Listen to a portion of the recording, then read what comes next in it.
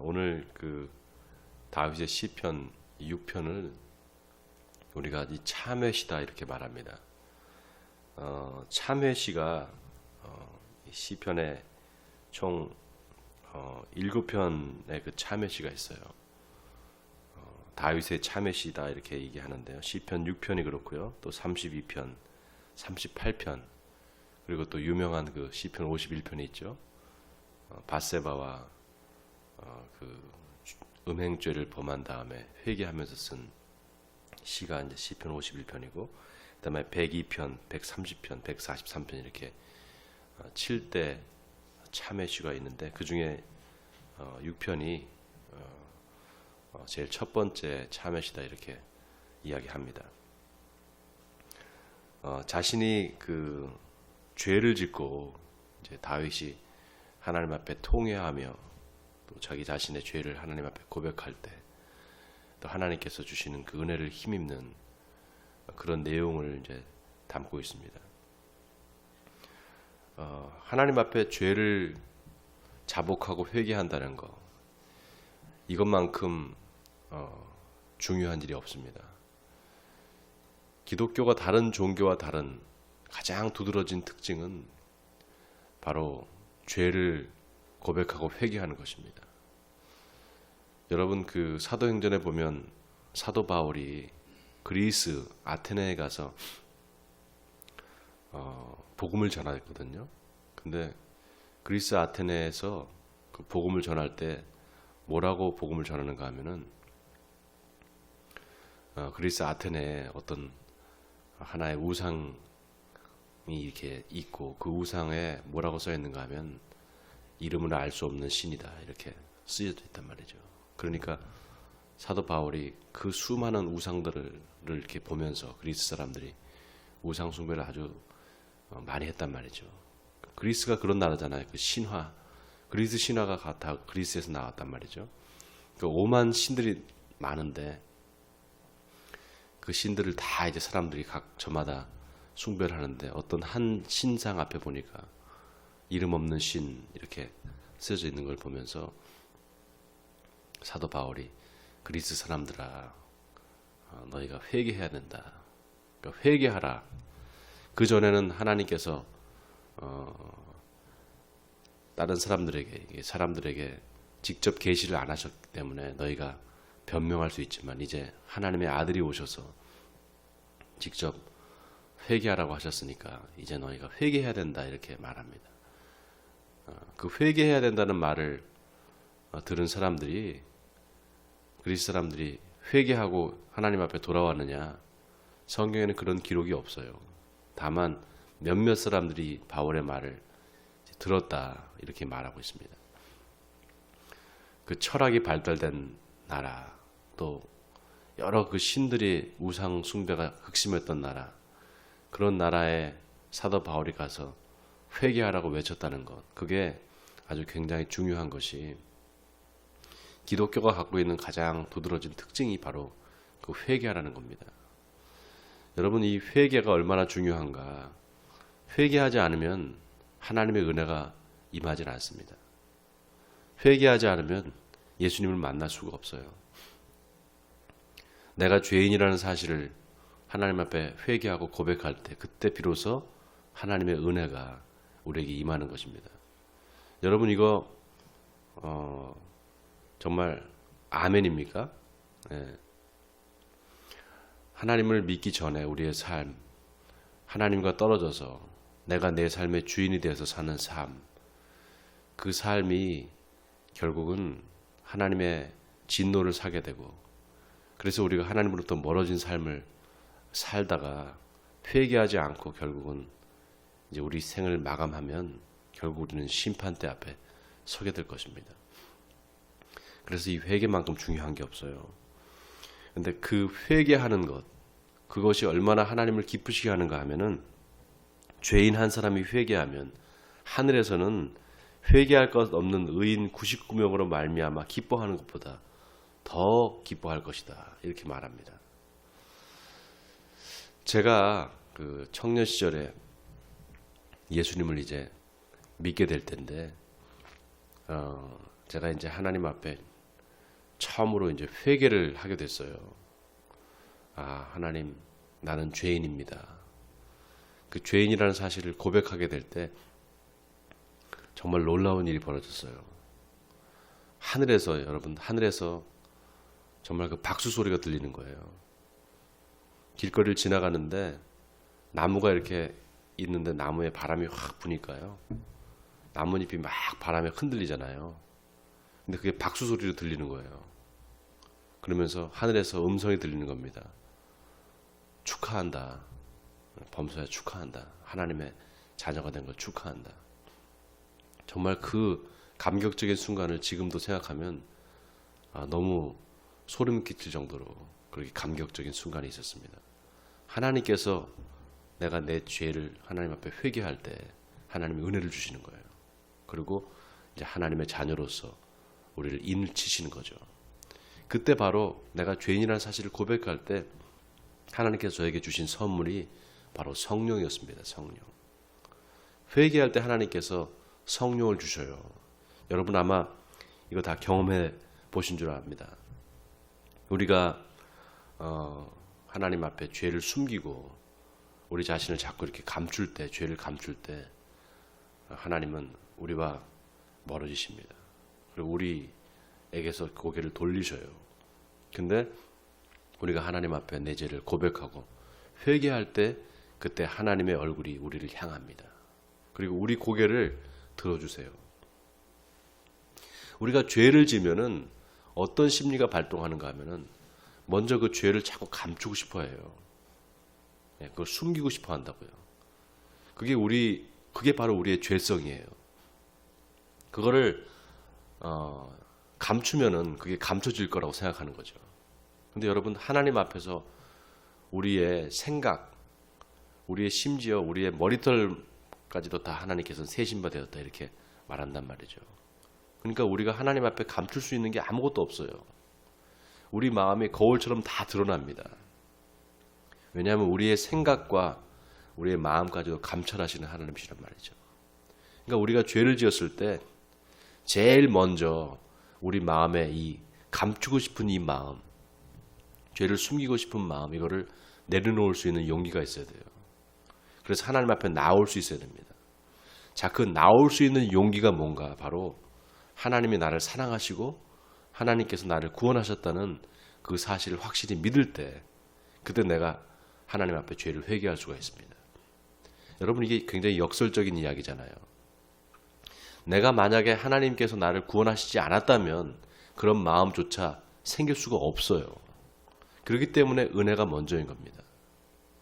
예수 그리스도께서 십자가에서 돌아가심으로 말미암아 우리 죄를 다 사해 주셨기 때문에 이미 그 사건이 일어났고 그 사건을 통해서 우리가 다 죄사함을 받았기 때문에 우리가 하나님 앞에 나올 수 있는 거예요. 그래서 사도 바울은 에베소서 2장 1절에서 이렇게 말합니다. 죄와 허물로 죽었던 너희를 살리셨도다. 그때 너희가 행하여 이 세상의 풍속을 쫓고 공중의 권세 잡은 자를 따랐으니 이는 그 불순종의 아들들 가운데 역사하는 영이라. 하나님께서 우리 죄를 사하시기 위해서 당신의 아들을 십자가에 못 박아 죽게 하심으로 우리 죄를 다 사해 주셨다는 거예요. 우리를 구원하셨다는 겁니다. 그런데 그때 우리가 그것을 알지 못하고 그 사실을 알지 못하고 공중의 권세 잡은 자, 곧 사탄을 쫓아가는 그런 삶을 살았다는 거잖아요. 그런데 비로소 이제 우리가 예수 그리스도를 믿음으로 말미암아 우리 죄를 고백함으로 말미암아 이제 우리가 하나님께서 우리를 구원해 주셨구나라는 사실을 깨닫게 된 겁니다. 여러분 이거 아멘입니까? 그래서 우리가 이제 신앙생활을 시작하고 우리가 하나님의 자녀로서의 삶을 시작하게 된 겁니다. 그거를 우리가 중생했다, 거듭났다 이렇게 말하는 거죠. 자, 오늘 다윗이 하나님 앞에 자기가 죄인이라는 사실을 고백합니다. 6장 1절을 보세요. 여호와여 주의 분노로 나를 책망하지 마시오며 주의 진노로 나를 징계하지 마옵소서. 여호와여 내가 수척하여 싸우니 내게 은혜를 베푸소서. 여호와여 나의 뼈가 떨리오니 나를 고치소서. 나의 영혼도 매우 떨리나이다. 여호와여 어느 때까지니이까. 여호와여 돌아와 나의 영혼을 건지시며 주의 사랑으로 나를 구원하소서. 죄를 짓고 난 다윗, 그리고 그 죄로 인해서 괴로워하는 그 다윗의 심경을 지금 여실히 지금 드러내고 있죠. 우리가 죄 짓고 난 다음에 우리 마음이 절대로 편할 수가 없어요. 도둑이 제발 저린다는 말이 있잖아요. 정말 그 말이 맞는 게 정말 예수를 믿고 난 다음에, 특히 이제 우리 예수 믿고 거듭난 사람들은 똑같은 죄를 계속해서 반복해서 지을 수가 없습니다. 계속해서 만약에 내가 똑같은 죄를 고의적으로 짓는다, 그럼 그 사람은 성령 회방죄를 짓고 있는 거예요. 여러분 이거 잘 들으셔야 돼요. 내가 계속 똑같은 반복적인 죄를 하나님이 싫어하고 하나님께서 이걸 금하시는데도 불구하고 계속 그 죄를 짓고 있다. 그럼 그 사람 신앙을 다시 한번 점검해 봐야 돼요. 내가 정말 거듭난 사람이 맞는가, 이걸 점검해 봐야 됩니다. 하나님께서는 우리에게 자율권을 주셨어요. 그래서 우리가 우리 스스로가 이것이 잘못된 거다, 이건 안 되는 거다라는 것을 깨닫게 해주셨어요. 그래서 예수 그리스도를 믿으면 우리의 양심이 회복됩니다. 거듭난다는 게 바로 그 말이에요. 근데 그 양심이 회복돼서 이제 신앙생활을 하는 사람이 계속해서 똑같은 죄를 지을 수 있을까? 그렇지 않아요. 계속해서 그 성령이 우리 안에서 역사하기 때문에 우리가 똑같은 죄를 지을 수 없단 말이죠. 자, 그런데도 불구하고 오늘 이 다윗을 보세요. 죄를 지었어요. 죄를 지었단 말이죠. 근데 그 죄 지은 다윗의 심정이 어떤가 보세요. 너무너무 힘든 거예요. 그거를 죄를 토해놓지 않고서는, 하나님 앞에 회개하지 않고서는 못 견디는 겁니다. 지금 그 마음을 그대로 담고 있어요. 시편에 오늘 6편이. 심지어 뭐라고 얘기합니까? 내가 죄 때문에 수척했다는 거예요. 그리고 나의 뼈가 떨린다는 거예요. 내 영혼도 떨린다는 거예요. 왜? 이 죄에 대한 것 때문에, 죄에 대한 이 두려움 때문에, 하나님의 징계와 하나님의 그 심판에 대한 두려움이죠. 근데 이것이 죄에 대해서 아주 예민해져야 돼요. 우리가 예수 믿는 사람들이 죄에 대해서 좀 예민해질 필요가 있어요. 죄가 있는 곳에, 죄를 지을 곳에 자꾸 가까이 가지 않고 자꾸 멀리 해야 됩니다. 가급적이면. 자, 그 다음에 5절을 보세요. 사망 중에는 주를 기억하는 일이 없사오니 스올에서 주께 감사할 자가 누구오리까? 이 스올이라는 말이 여러분 뭡니까? 지옥을 얘기하는 거죠. 근데 이 구약 시대에 이 지옥이라는 말이 안 나와요. 구약 성경에 보면. 신약 성경에 들어와서야 예수님께서 비로소 이제 지옥이라는 말씀하셔요. 그러니까 스올이라는 것과 그럼 지옥이 뭐 같은 의미 아니냐? 같은 의미죠. 그러나 스올은 조금 이제 구약 시대 사람들은 지옥 개념이 없기 때문에 죽은 사람들이 가는 곳, 죽은 그 영혼들이 가는 곳을 스올이라고 이렇게 생각했습니다. 그러니까 죽고 난 다음에는 하나님 앞에 회개할 수도 없다는 얘기예요. 이 말은 우리가 살아있을 때 하나님 앞에 회개해야 됩니다. 우리가 다 죄를 안 짓는 사람이 없어요. 다 죄인입니다. 그러나 하나님의 심판을 받고 안 받고의 그 차이는 뭔가, 죄를 회개했느냐 회개하지 않았느냐, 그 차이예요. 여러분, 하나님은 우리가 죄를 회개할 때 우리의 죄를 기억조차 안 하시겠다고 말씀하셨습니다. 오라, 우리가 서로 변론하자. 너희 죄가 주홍 같을지라도 눈같이 희어질 것이요 진홍같이 붉을지라도 양털같이 희게 되리라. 여러분, 하나님이 제일 기뻐하시는 것이 바로 이 회개입니다. 하나님이 이 회개하는 영혼들을 다 받아주셔요. 그리고 회개할 때 하늘 문이 열리는 줄 믿습니다. 여러분, 혹이나 하나님 앞에 조금 더 그 마음에 혹시 꺼리끼는 일이 있거나 또 회개하지 않은 게 있다면 오늘 이 시간에 회개하신 여러분 되시기 바랍니다. 하나님 앞에서 우리는 죄를 절대로 숨길 수가 없어요. 반드시 하나님 앞에 그 죄를 토해놓을 수밖에 없습니다. 이 하나님 앞에 회개할 때 또 무엇을 우리가 생각해야 되는가? 오늘 이 다윗의 시편을 보면 하나님 앞에 자기 자신의 죄를 회개하면서 다윗이 어떤 믿음을 가졌느냐? 하나님께서 반드시 내 죄를 용서해 주시고 다시 나를 회복시켜 주실 거라는 그런 믿음이 있었다는 거예요. 하나님은 긍휼하시고 자비로우신 하나님이시라는 사실을 이 다윗은 굳게 믿었습니다. 여러분, 이게 중요해요. 제가 아까 말씀드렸죠. 하나님의 구원하심과 하나님의 그 용서하심이 먼저라 그랬잖아요. 그 은혜가 없으면 우리가 회개하겠다는 마음조차도 일어나지 않아요. 하나님의 구원하심과 하나님의 은혜가 먼저 있었기 때문에 우리가 그런 회개하고 싶은 마음도 생긴다는 거죠. 그래서 오늘 보세요. 6절에 내가 탄식함으로 피곤하여 밤마다 눈물로 내 침상을 띄우며 내 요를 적시나이다. 내 눈이 근심으로 말미암아 쇠하며 내 모든 대적으로 말미암아 어두워졌나이다. 악을 행하는 너희는 다 나를 떠나라. 여호와께서 내 울음소리를 들으셨도다. 자, 내 울음소리를 들으셨도다. 하나님께서 자기 기도를 들으셨다는 거죠. 여러분, 기도하다 보면, 회개 기도하다 보면은 어느 순간에 하나님께서 내 기도를 들어주시는구나, 내 기도에 응답하시는구나라는 것을 깨닫게 됩니다. 그게 왜 그런가 하면 회개하지 않을 때 내 마음이 아주 그 상심이 되고 힘들었는데 회개하는 순간 내 마음에 평안이 찾아와요. 여러분, 잘못을 저지르고 그것을 회개하지 않을 때는 그 잠이 오지 않습니다. 저 같은 경우는 그래요. 죄 짓고 난 다음에 잠을 못 자요. 반드시 하나님 앞에 회개해야 돼요. 그렇지 않으면 잠이 안 옵니다. 계속 이 죄를 회개하지 않고 계속 살잖아요. 어떻게 될까요, 여러분? 빨리 회개해야 되는데 회개하지 않고 계속 놔두면 어떻게 될까요? 점점 회개하기가 어려워져요. 그러다가 나중에 하나님 앞에 내 양심이 이제 부패하기 시작합니다. 양심의 화인을 맞아요. 그래서 그 화인을 누가 치는가? 마귀가 와서 그 양심의 화인을 쳐버립니다. 그럼 우리 양심이 점점 무뎌져요. 죄를 지어도 거기에 대해서 감각이 없어집니다. 이제 무뎌진단 말이죠.